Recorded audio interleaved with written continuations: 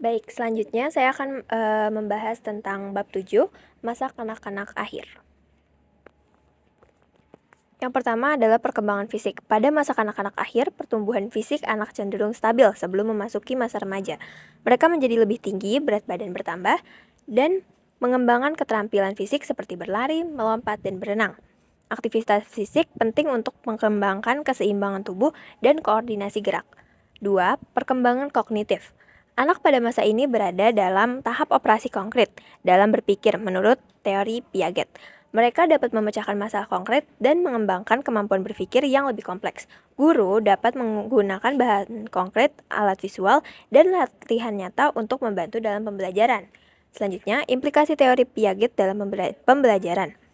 Menggunakan bahan konkret dalam pembelajaran, menciptakan lingkungan pembelajaran yang terorganisir, memberikan latihan nyata untuk menganalisis masalah dan memperhatikan dan menganalisis cara berpikir siswa dalam pembelajaran. Saya Dara Viva akan melanjutkan materi selanjutnya. Yang ketiga, perkembangan bicara. Anak belajar berbicara dengan baik untuk berkomunikasi. Bertambahnya kosakata meningkatkan pembendaharaan kata mereka. Anak mulai menyadari pentingnya pengertian dalam komunikasi. Penyebab anak terlambat bicara biasanya disebabkan oleh gangguan pendengaran, otak, atau organ mulut. Konsultasikan kepada dokter spesialis anak untuk penanganan dini.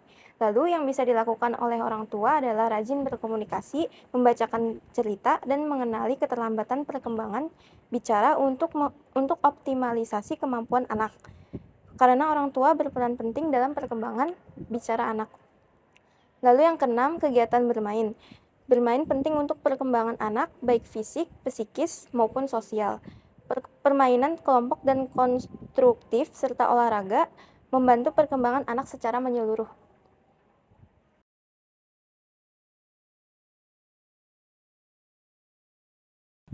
Baik, perkenalkan saya Bagas Pamungkas. Saya akan membahas tentang perkembangan moral, minat membaca, dan teman sebaya. Yang pertama yaitu perkembangan moral. Perkembangan moral ditandai dengan kemampuan anak untuk memahami aturan, norma, dan etika yang berlaku di masyarakat. Perkembangan moral terlihat dari perilaku moralnya di masyarakat yang menunjukkan kesesuaian dengan nilai dan norma di masyarakat. Perilaku moral ini banyak dipengaruhi oleh pola asuh orang tuanya serta perilaku moral dari orang-orang. Pengembangan moral termasuk nilai agama merupakan hal yang sangat penting dalam membentuk sikap dan kepribadian anak. Lalu, minat membaca. Sampai usia 8 tahun, anak membaca dengan penuh semangat, terutama tentang cerita-cerita khayalan seperti karya Anderson dan Grimm.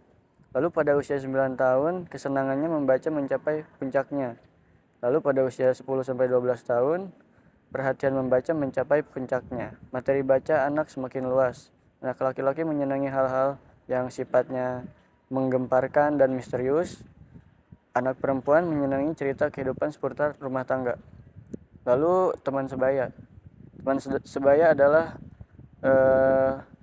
Teman sebaya pada umumnya adalah teman sekolah dan atau teman bermain di luar sekolah. Baik, terima kasih.